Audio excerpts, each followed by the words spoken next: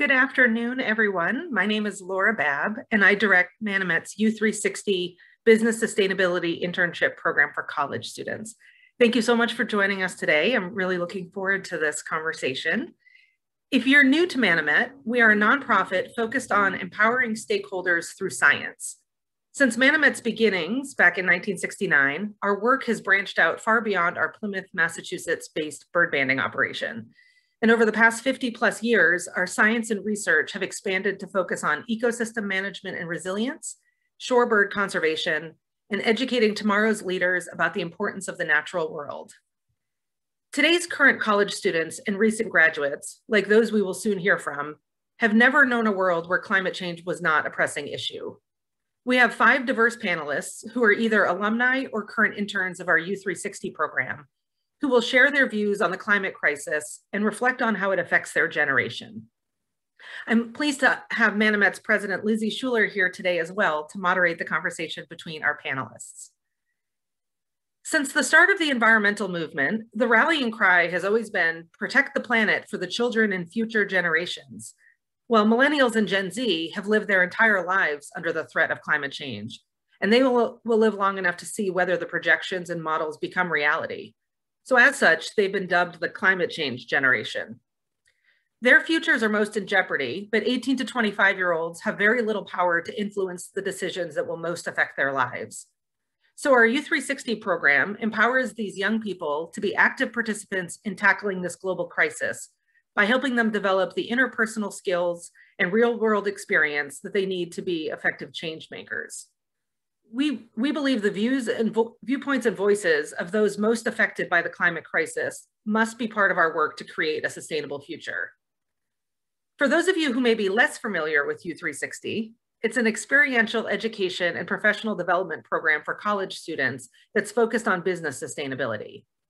The 2-semester curriculum includes environmental science and sustainability education, career skills training, the students conducting sustainability assessments of small businesses nationwide, and a capstone project. The program is designed to prepare and train the next generation to tackle climate change and today's environmental, social, and economic challenges, while also helping the small business community reduce its environmental impact. If you'd like to learn more about U360, or if you perhaps happen to know any college students who might want to apply for next year's class, we're putting a link to our website in the chat. And we're excited to be celebrating the 5th anniversary of U360 this winter. And since its start, 114 students from 25 colleges down the East Coast and over 1,200 small businesses in all 50 states and now Canada have participated in the program. And we're excited for the opportunity to share the voices of some of those young adults with you all today, as we hear the perspectives of 5 members of the climate change generation who come from very different backgrounds, as you'll hear. So I'd like to introduce them all to you now. To start with, we have Emma Chen. Emma is a junior from Mount Holyoke College, majoring in philosophy and theater arts. She grew up in an industrial city in China where air pollution is a common problem in the winter. From this experience, she is deeply aware of the urgency of environmental problems and is eager to seek impactful and sustainable solutions. Next, we have Krishna Gore, who is a graduate student from New Jersey City University pursuing her MBA. Krishna is from India, and her grandfather is a farmer, and she feels that she has faced and seen the effects of climate change on many people, especially farmers. Next, we have Max Hayes, and Max is originally from Atlanta, Georgia, and currently lives in Washington, D.C., working as a contractor for the U.S. Department of Energy.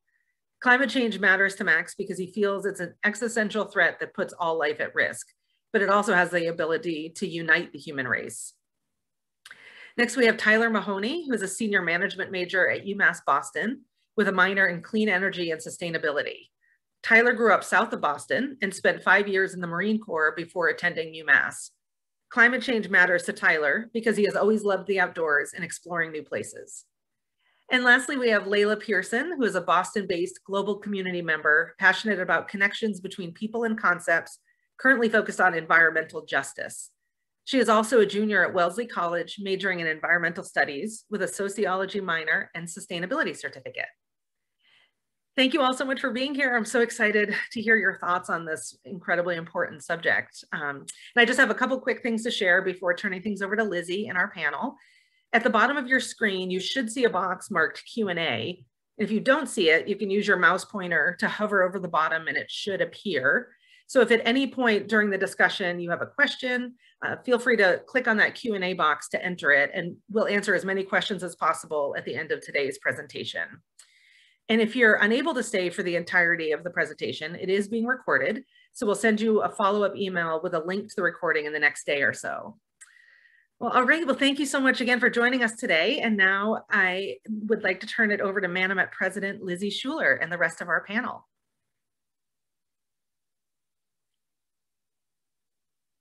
Thank you so much, everybody.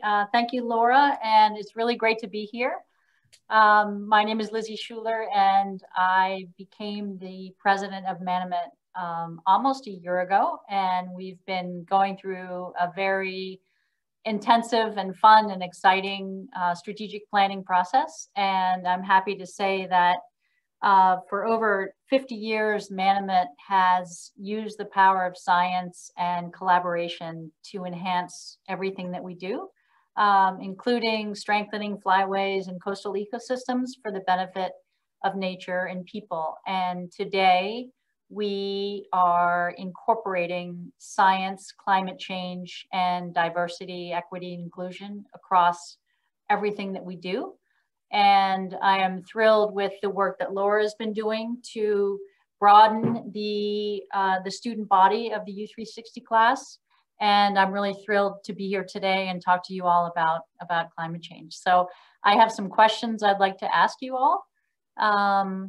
And the first is, I think there's a distinction between awareness of the environment and maybe environmental qualities like potentially pollution or water quality or what have you. And I think there's a distinction between that and climate change. So I guess my first question to you all is, what was your first, when did you first become aware of the environment? And when did you first become aware of climate change? I can answer that one. Sure. So yeah, I grew up watching, nature shows. I love the Discovery Channel. Steve Irwin, big fan. Happy birthday yesterday. Yeah, so that kind of opened my eyes to climate change, just, as far as education, but it always seems so far away. You hear about the ice caps melting, things like that, sea levels rising, but again, it's just on TV. The Arctic, it didn't seem so close and personal. But I started traveling a lot, especially in the Marine Corps, and I noticed a lot firsthand. I've seen coral reefs that used to be all colorful, and then they were nothing but just gray and bleached, I guess is the term. And lakes in Australia that are all dried up, and there's crabs running around in just cracked mud with no water in sight. So, it went from seeing these things on TV really far away and just, not really an everyday factor, to seeing it up close and personal and realizing how serious it could be. Wow. You've seen quite a bit. I've been lucky enough to travel, so. Terrific. Are there others who want to share their experience? Sure. I can go next. Firstly, thank you for inviting me as a panelist, and it is great to share my experience. So I grew up in India, and India's 75% of the population is dependent on the occupation called the agriculture sector. And my grandfather is a farmer, and climate has a huge impact in agriculture sector, especially if I talk about India, because India is still trying to improve the technology for farming purpose and harvesting purpose, but still we are not good in position to use the technology and technical equipments in farming and harvesting. My grandfather is still using the old techniques for agriculture, and when I was a kid.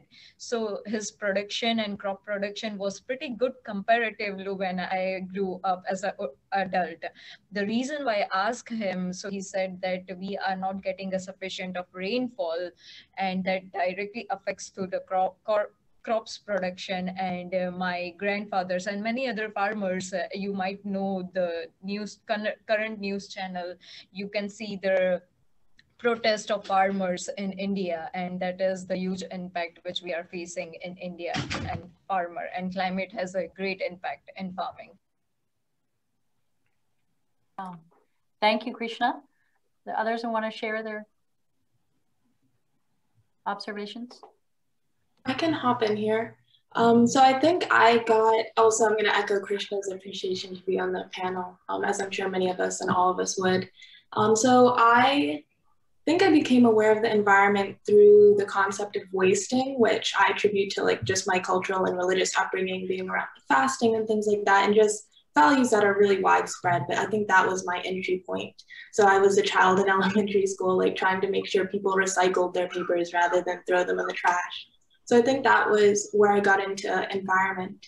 And then as you mentioned with climate change, I think that would be later, probably like 9th grade, when I really started to get a broader understanding.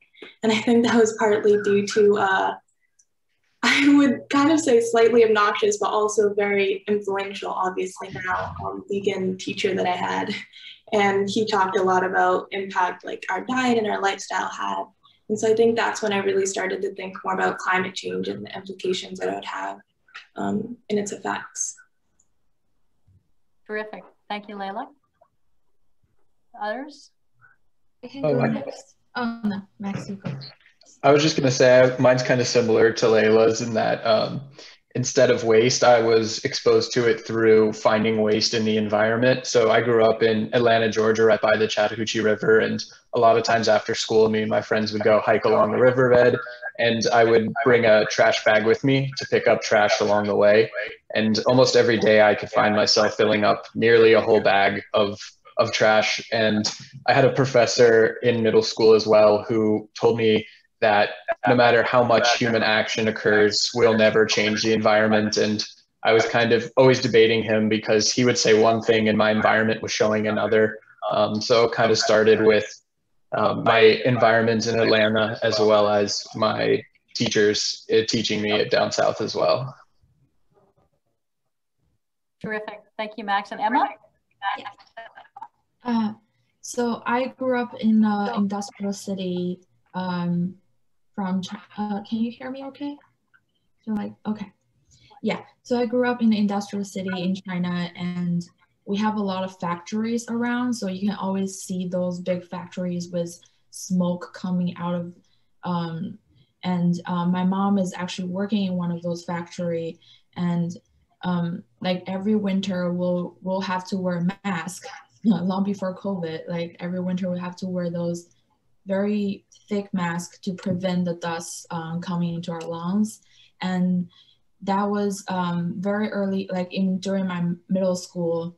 I think there's one winter that's very serious, that when you go outside, you can't see 3 meters away.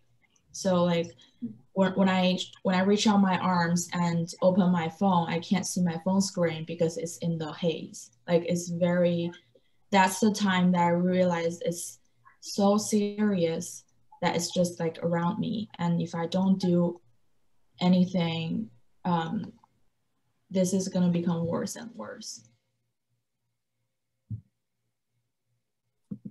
Yeah, thank you. So that's between several of you. I think you've captured many of the impacts that we see: coral bleaching and haze and drought and rainfall patterns and so on. And I guess I'll move on to ask you, if you think about today and the future, what are your biggest concerns regarding climate change moving forward? Who wants to take a crack at that?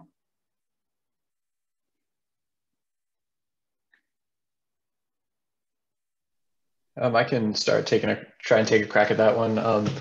one thing for me that I've been noticing, especially recently with what's been happening in Texas and the increased rate of natural disasters, is I'm starting to worry about the disparity between the rate of change in the environment versus the ability for people, businesses, and the government to keep up with that.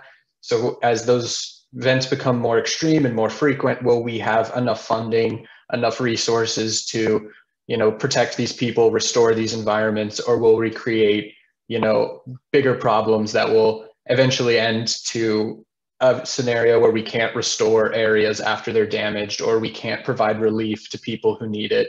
And so that's something I think about now, and something I see a lot happening in the environment already. And you can see it happening with insurers not willing to insure beach homes and et cetera. So it's definitely something I worry about from a more government political perspective, about that disparity between the rate of change in the environment and our ability to adapt to that.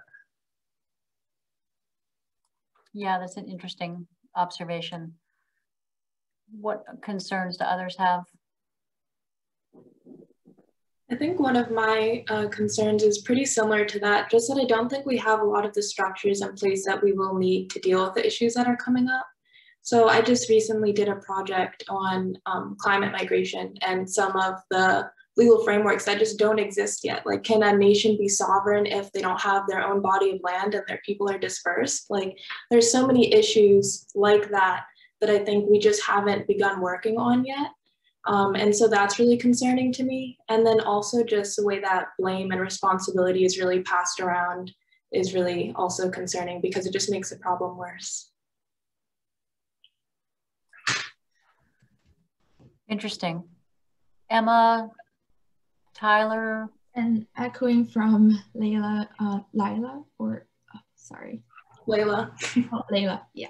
Echoing from Layla, I kind of saw in the society that a lot of law and regulations kind of come after the problems. It's usually when a very serious problem that's got published by the public media and everybody knows about it, and then there start going to be action from the government and regulations. So I think I read some articles from the professors teaching environmental studies, and he's talking about a lot of the regulations in the environmental field is like a patchwork. It's like something happened, then we do some regulations, and then something later happened, another regulations came out, and they all patched together, but they don't have like a systematic approach that actually has a sustainable system to regulate and channeling out the troubles of the system, or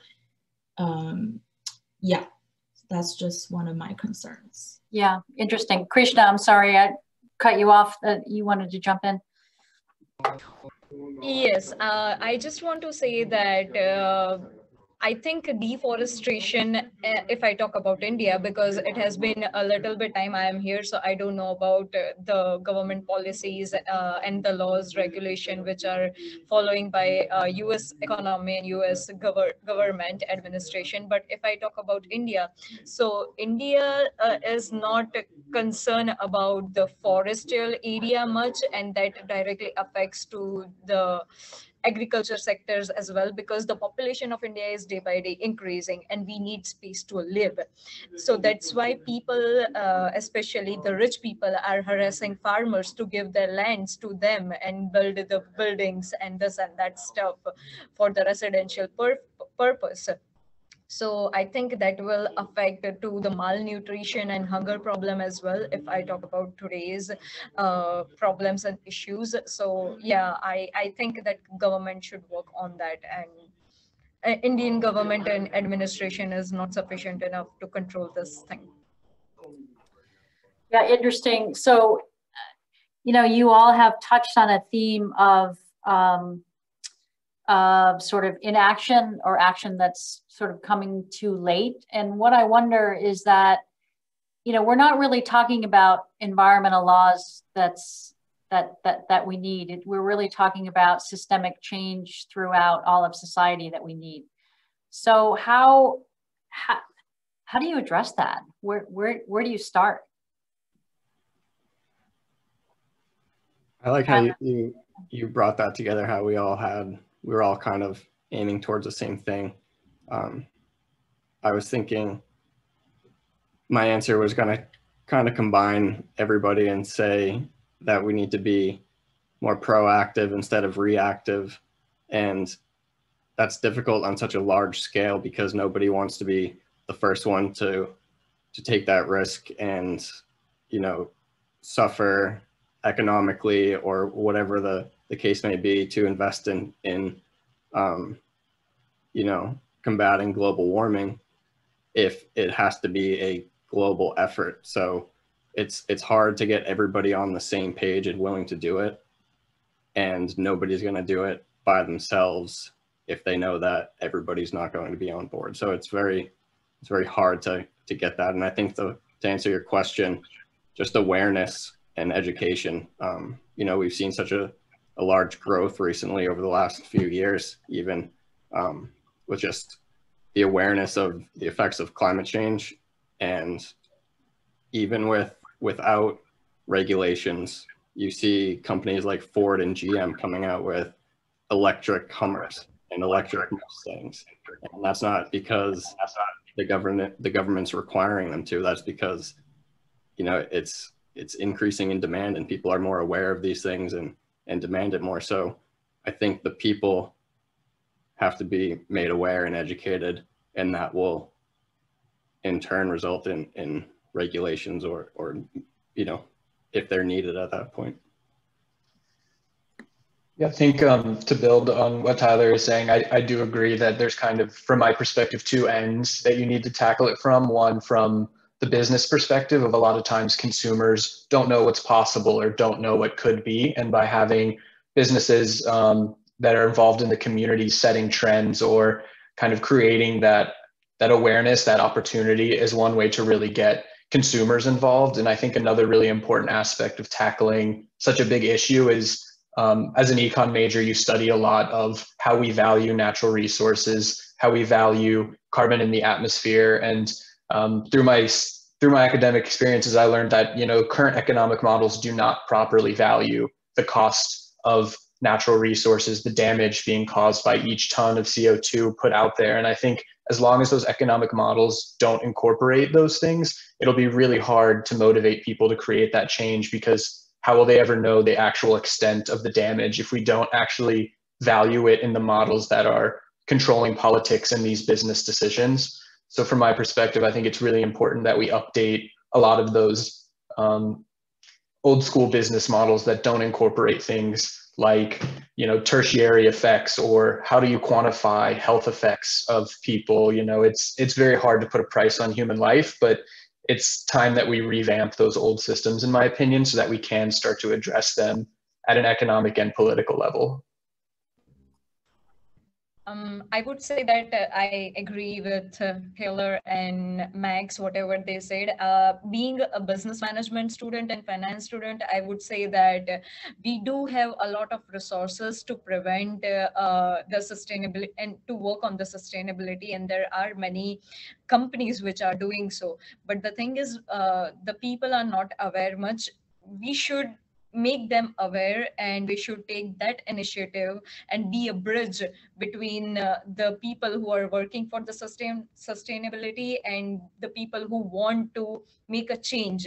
I joined Youth 360 program because I want to make a change, especially in India, because the environment and the climate change is really terrific in India. When Emma said that she has to wear a mask, in India, the capital of India, which is Delhi, we do have the same problem. People can't see each other next to them because there are so many pollution that they can't even breathe healthy oxygen. So I would say that we should make awareness, and we should use the social media platform to make a change, and people will connect, like people want this to be changed.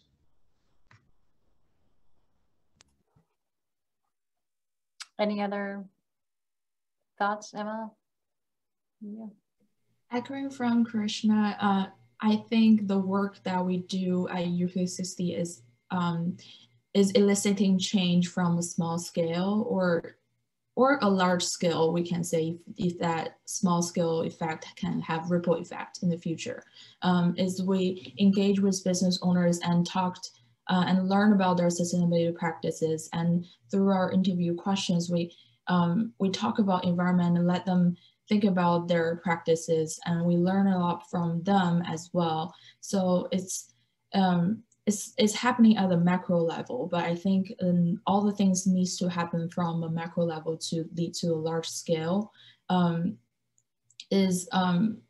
guess like the main idea is everybody take a role towards this goal of alleviating climate change and what we can do at our positions in our lives. Like as students, we have like school organizations that can just like the smallest project, like using steel straws rather than paper straws in the dining hall, and try to let students buy the steel straws. That's like the very down-to-earth actions in our lives. So I felt like whatever the position that we're taking, as long as we have this goal, there will be a lot of things happening. Like it depends on what position we're at. So you all have raised some just incredible thoughts, and you know, everything from valuing nature and putting prices on carbon to engaging social media and consumer awareness and so on. And I think one of the things about climate change that's so daunting is that one feels helpless, and you have to sort of say, okay, how do I make some bite-sized pieces that I can tackle? So I guess I would ask you all, as you think about sort of what your aspirations are, how do you think about breaking it down, and what do you think you can really focus on to have an impact in a way that you would find meaningful?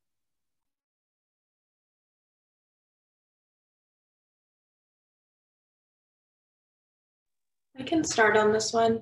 And I think I would really just go off of Emma's point of wherever I am or wherever people are, I think that's where I would want to have the impact. So I can do what I can with the resources and the opportunities that I have now as a student. And then when I go forth and have a career, even if that's not related to like environmental studies, which is my like field, I can still make an impact wherever I am. And I think that's really what is important for me in taking responsibility. So I think legislators need to be doing that as well, like activists, like all along the line. And I think that's how I'm trying to make it manageable. I won't be able to take on everything from the one position that I'm in, but I can always be trying to do the most within that space. Great. Thank you, Layla. I would agree with Layla, and I just want to say that if we meet new people every day, we can communicate our ideas and thoughts, and we can spread that kind of oral communication awareness, and we can make a chain of the people and start the initiative, because we do have responsibility. And to be very frank, the adults like us are really seeking for the change, and if we form a good chain, then we can do some really good things. So are there people that you encounter that say, oh, climate change isn't happening? And if maybe it's maybe it's peers, or maybe it's your parents' generation or grandparents' generation, and if so, what do you say to them? I think I don't know if I've necessarily run into people who directly say that, but I think I would handle it in the same way that I would handle any conversation with somebody who has a different opinion. I think it's important for both sides to listen and be open to having their views changed. So, obviously all of us here most likely have the same opinions on climate change, I would assume, but maybe not. Either way, we can't just go have a conversation with somebody and say this, and this, and you're wrong. You have to make them feel like you're listening, or you should listen to their side, and they should listen to your side. And if I don't like the word debate, it kind of implies that you're arguing, your point, but you're not willing to hear the other side. So, you know, I would handle it like that. I'd have a normal conversation. And if that conversation's not possible because the other person's not willing to listen, then it's not worth your time. And, you know, you can move on and have the conversation with somebody else. And I think that the reason why that conversation can't happen with that person is because there's enough people that think the same way.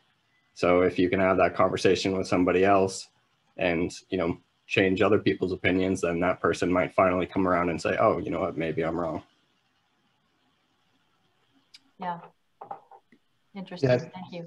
I think building off of Tyler's point, you know, growing up in Georgia, I definitely did have a lot of peers and friends and their parents who did not believe it. I even had a professor who said, you know, no amount of human impact can really change the environment. And I think a lot of times when you're having debates with people who have different views than you, they kind of focus on one aspect of climate change, specifically the atmosphere and weather patterns. And when I have these debates, I try to open it up and bring in other things like deforestation, coral bleaching, plastics. You know, I mean, you can't deny the fact that animals are dying from eating plastics in the ocean. You know, their biopsies, their stomachs are full of it. Like, you know, I just try to expand and show that climate change is not just one thing. It's not just, you know, Georgia's always hot year round. That hasn't changed in my lifetime, you know, but it is more diverse than that one issue. And so a lot of times I try to open up people's eyes to how diverse this issue is and how it has so many physical and cultural implications.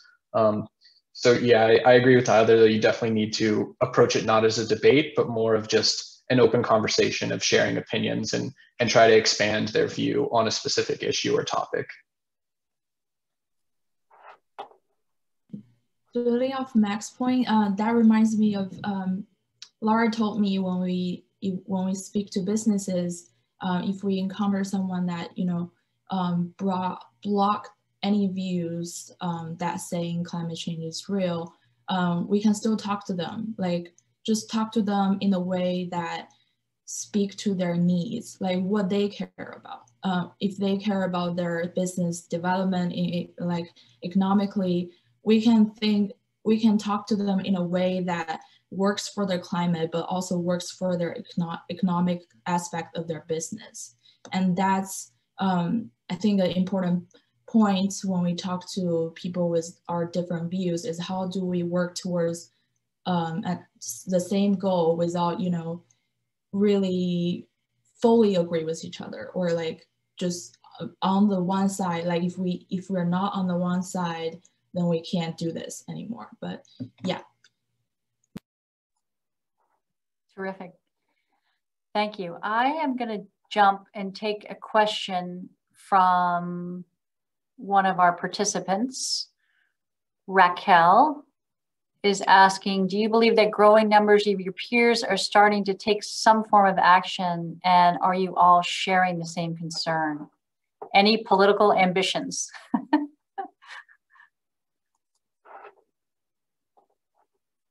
Anyone want to tackle that one?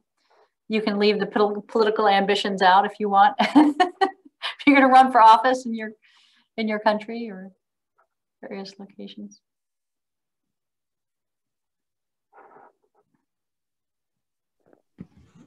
I think we still have a long ways to go. I definitely think the awareness is growing, and the willingness to, you know, participate in you know, doing your part to combat climate change is growing for sure.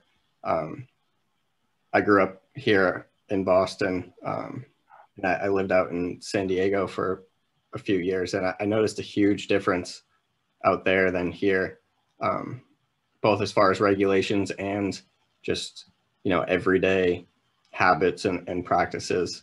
So that was really encouraging to me, and that's when I really started looking more into it. And then I came back home, and Massachusetts is one of the, you know, more proactive states with climate change. And, you know, we have a much higher education level than a lot of other states as well. And even with that, I've noticed that it's not nearly up to where it should be as far as, you know, education on climate change, which, you know, I think we're getting there and it's growing fast, but I think it could be much better as far as, you know, my friends and family and people in the area, their knowledge and willingness to combat climate change. Others? Yeah, I study in Massachusetts as well, and it might be an illusion. Like all my peers are very concerned about climate change, but like college is a bubble. Like the people around you might be like-minded, and like the school is also like some schools are more democratic and like the atmosphere is different. And for my school, all the students are very considerate and kind, and they care about climate change. And we can see like people sought out to have compost bins in the dorms to have the takeout food composted. And we have like small gardens in our botanic garden to grow vegetables. And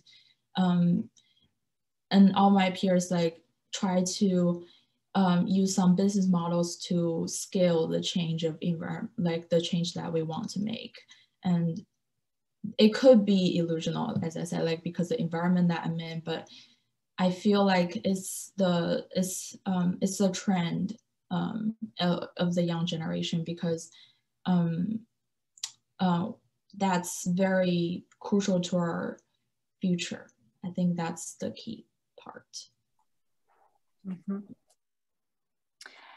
We have a question about the Green New Deal, and I'm not sure if the question is about the Green New Deal notion that emanated from the Convention on Biodiversity at the UN global level, or if it's about the US proposed legislation. But are any of you familiar with the notion of the Green New Deal?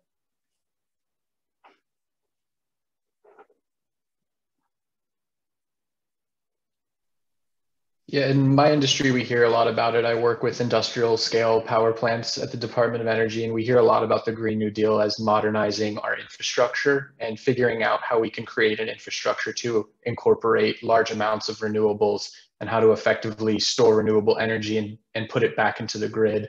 So a lot of times in my work, the Green New Deal for me is a lot about increasing infrastructure in America and preparing it for that next step instead of being reactive. You know, once we run out of coal, what do? Being proactive and creating smart grids and microgrids and figuring out how to integrate diverse energy resources into the grid. But I do know that that's just a small piece of the Green New Deal that I've focused on because of my current role.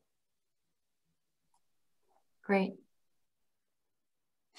So one of the interesting, I have a question here about the issue of addressing systemic racism, racial, gender issues when talking about climate change. And what's interesting is that, you know, I'm 105 years old, and when I got out of graduate school, I worked for a trash company, literally. And there was a huge issue around siting landfills and hazardous waste facilities in areas in the country that were more proportionally non-white. And the issue just kind of went away. It was really weird. I mean, it was bubbling up for a while, and then it went away. And then so you do see issues come back up and then sort of die out. And there was you know, issue around the water in Michigan, and obviously there was a lot around, you know, Love Canal back in the 60s in the United States, when some of these environmental issues first came to the fore. But how do you all think about, or can you speak to issues around the importance of addressing, you know, racial and gender equality when it comes to climate change? I know it's a bit of a heavy question.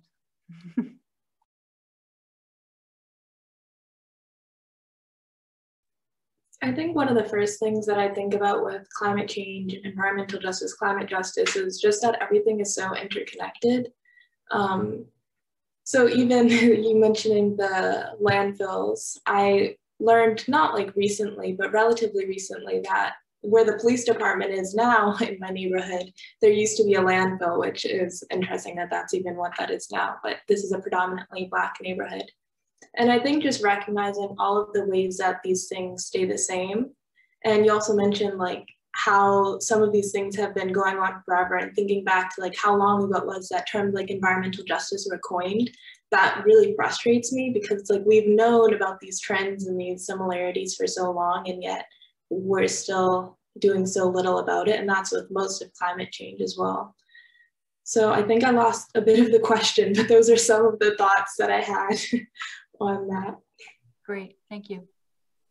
Yeah, to take a bit more of a technical approach, I think it is, I see it as very interconnected, like Layla said, and a lot along the lines of socioeconomic lines. And I think that partially has to do, again, from the way we value certain kinds of work in our economy and our society. So for example, a mother's wage is not, a mother's work is not a traditional wage. You can't put a value on that, similar to, having a community garden. No matter how much, you produce, it's not necessarily valued the right way. And I think that, correctly valuing people's work and, understanding what they are giving back to society and their community is a big part of, shrinking that gap in shrinking that growing socioeconomic gap that sometimes defines these things.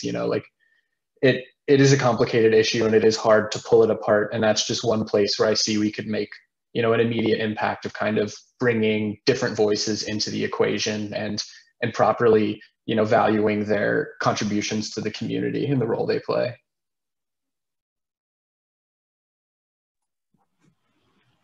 I agree with Max there. I was thinking the same thing.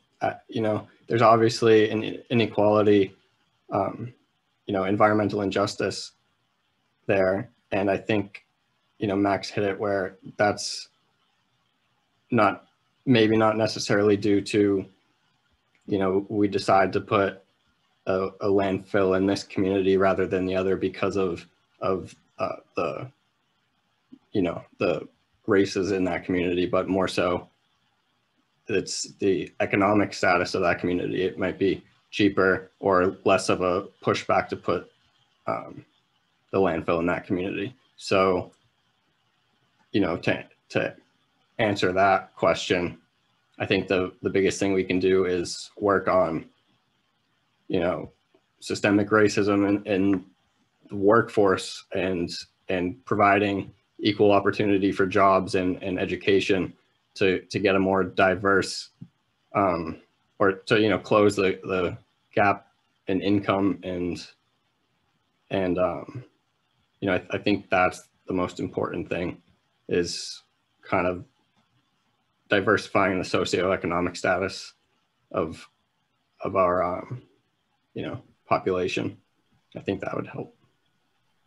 Yeah, you see a lot that if you have money, you can escape the consequences of climate change or environmental injustice. And I think it's time that we hold everyone accountable and recognize how interconnected it is, and that, you can't just escape it. That burden will be pushed on to somebody else. We need to come together as a community and figure out a solution that works for everyone, or that would be acceptable to everyone. So yeah, I just wanted to throw that little bit in there as well. Mm-hmm. I would say I agree. And here we have the racism term, but in India we have casteism. So Hindu puts the finger on Muslim, Muslim puts the finger on Hindu, and that's how we have that kind of conflicts, that these people are eating this stuff. That's why the climate change is happening and animals are not living, and this and that stuff are also going on. But I would agree with all of you that yes, at the end of the day, we are a community and we need to take the responsibility on our shoulder instead of pointing a finger to somebody else. Okay, so thank you so much. I've got, sorry, go ahead, Layla. I've got questions pouring in all of a sudden. Go ahead. I was just going to add the bit that I think specifically in the United States, although it is often along economic and social class lines, it's often a lot more race related than we might think. And whether that's due to the structural racism, things that we might know about like redlining, or just blatant racism, it is also a factor. So I just wanted to make sure we kept that there as well. Terrific. So I'm going to ask another question that's somewhat related. And that is from an anonymous participant, and he or she is asking, one of the most shocking things that I've learned in classes is the disproportionate impact of climate change on women. An example used was when women experience food insecurity, limited access to food supply. This leaves children and men of the family eating first and the woman going hungry. How can the climate change generation help to bring these issues to light and uplift other women to be involved in climate issues?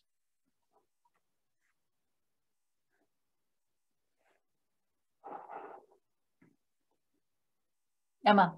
Yeah, going off from everyone just said, when we think about these issues, because they're so interconnected, so we kind of need to break it down and attack it individually.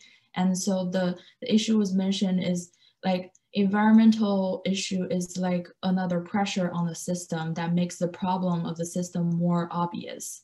Like the gender inequality existed before the climate change, and the climate change, not going who's first. It's just like it's in order to solve this problem, we need to tackle the climate change issue. We also need to tackle the gender equality issue, and so like both aspects we need to use forces, and that's, like as everybody said, a collective effort. Great. Okay, so here's a question for you to get your creative juices going. If you could bring a group of interest to a table to address this issue, who would you like to invite?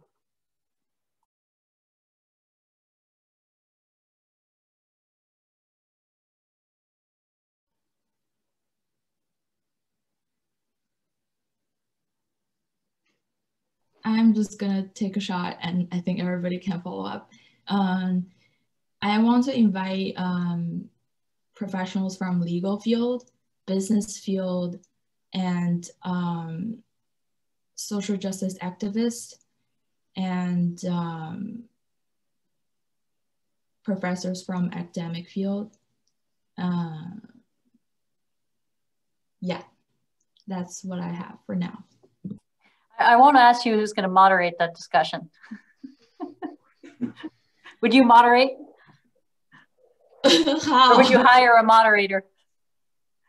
Oh, okay, yeah. That's okay. That's the bonus question.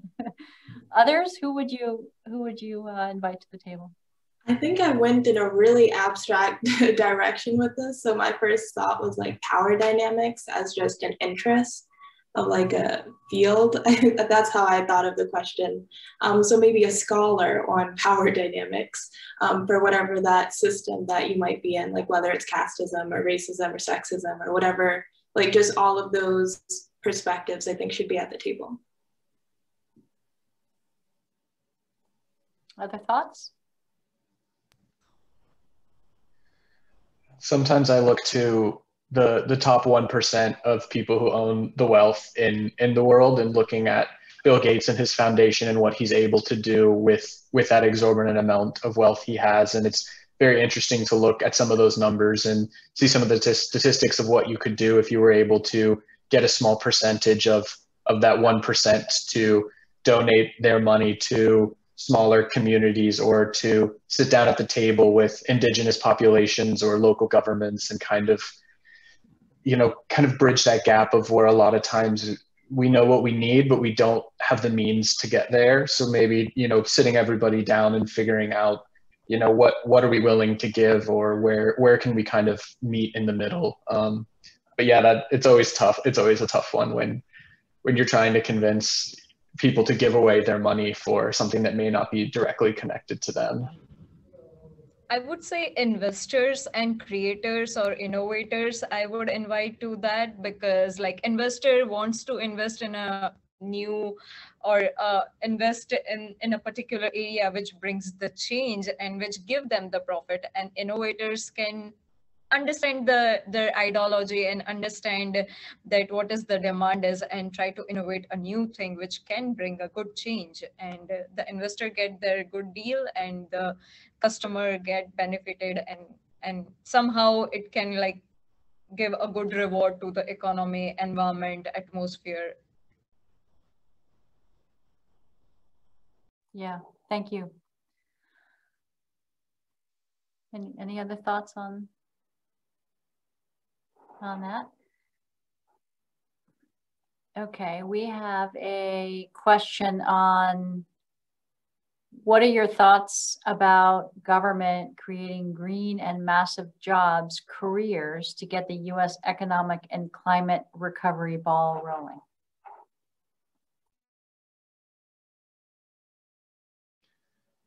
Yeah, I can start. This is another thing I talk about a lot at my current role as well. And I think I've only been working with utility scale electric data for about a year, but it's very obvious how important financial incentives are for private businesses. So even having tax breaks for renewable energy can spur huge amounts of growth and subsequently create lots of jobs. I don't know if I necessarily see the government being the ones hiring those people or leading that growth, but they can definitely provide lots of incentives to motivate private businesses to want to make that change, to see opportunities for profits, and to really kind of grow and build on our outdated or our infrastructure that's not able to keep up with the rate at which the environment's changing.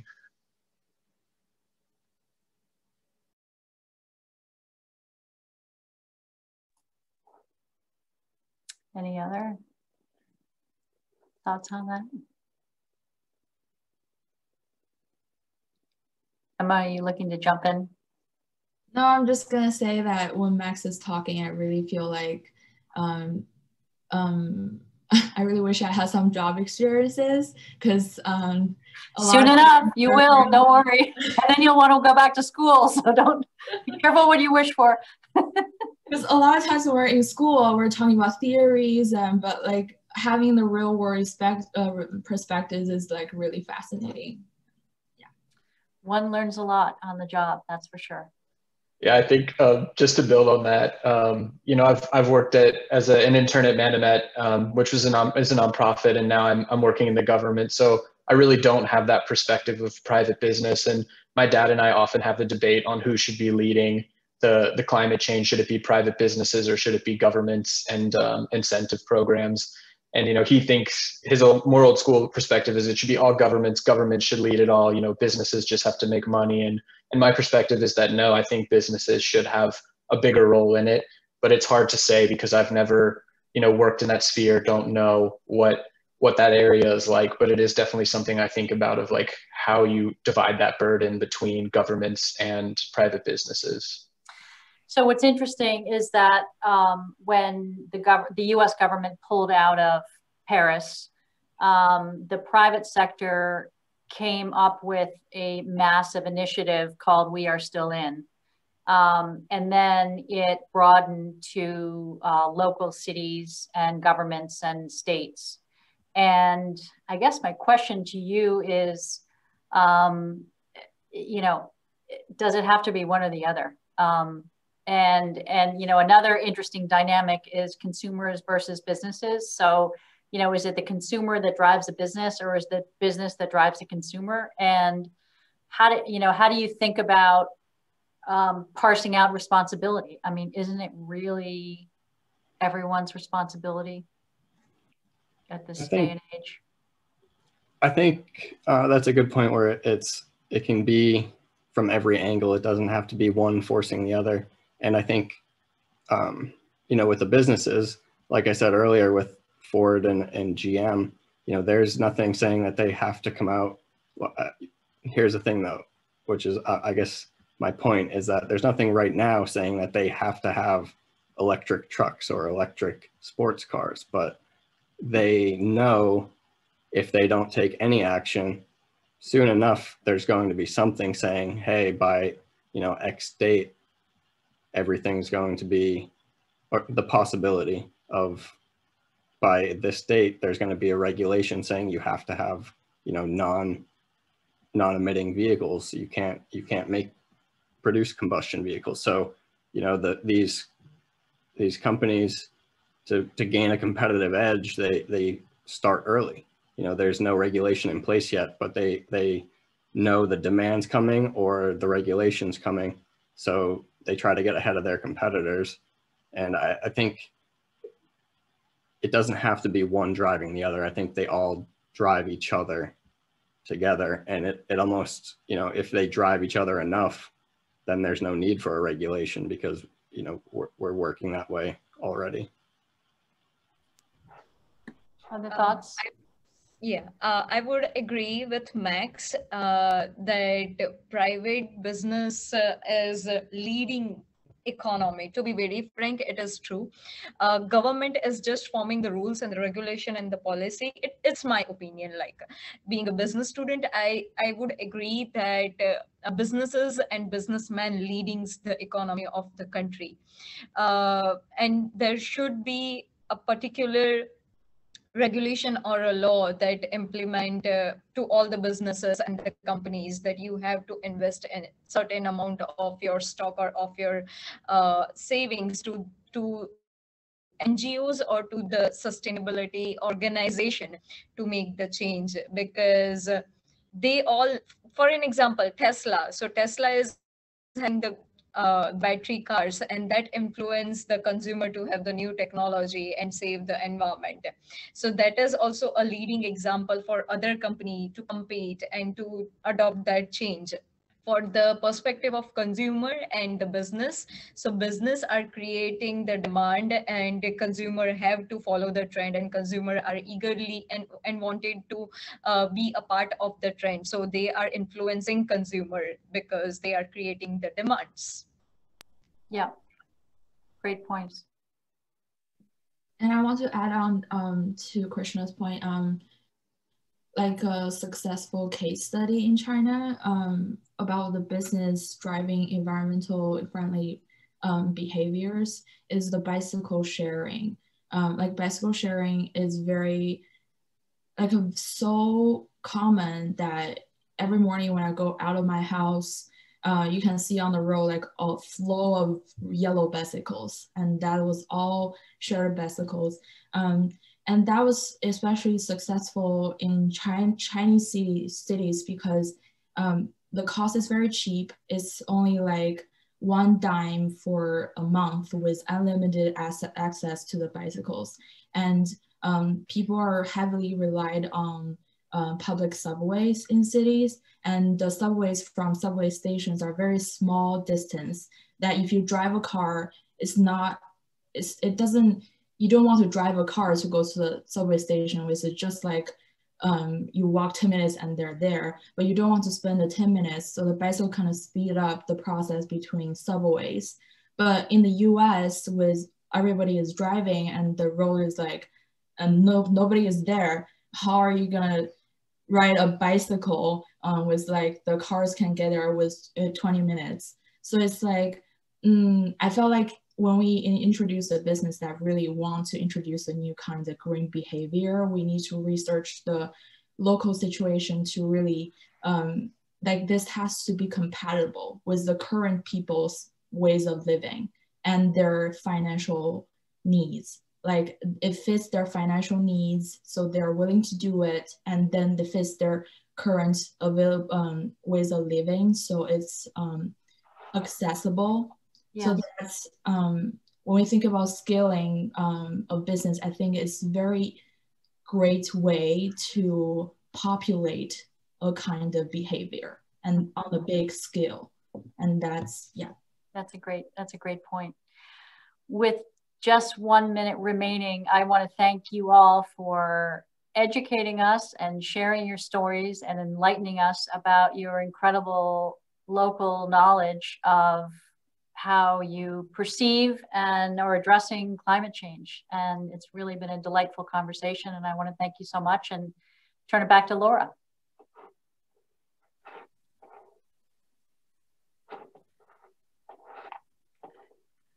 All right, thank you so much, Lizzie, for leading this incredible conversation with Emma Krishna, Max, Layla, and Tyler. Thank you all for being here. That was just such a fascinating and important conversation to be having. So, and I want to thank everybody for bringing your questions today and taking part in our conversation. I know many of you are longtime supporters of Manomet, so thank you so much. I want you to know how grateful all of us are for your generosity and commitment to our organization. And we hope to see you again soon. So I wanted to mention that this Thursday, the 25th at noon Eastern time, we'll be hosting a webinar to share more information about the shorebirds that visit Louisiana and the habitats they need. And there are details on our website, or there's a link in the chat box. And then please mark your calendars for next weekend, the weekend of March 6th and 7th, for our annual 36 Hours for Our Future fundraiser, which supports Manomet and programs like U360. By supporting this work, you can help us foster the next generation of change makers like the students you met today, who all have the passion and skills to create a better world. And that fundraiser will kick off at 6 a.m. next Saturday the 6th, and you can visit the link in the chat for more info. So thank you all again, Lizzie, our panelists, everybody in the audience, and I hope you all have a great day. Thank you. Thanks, everybody. Thank you. Bye. Have a good day.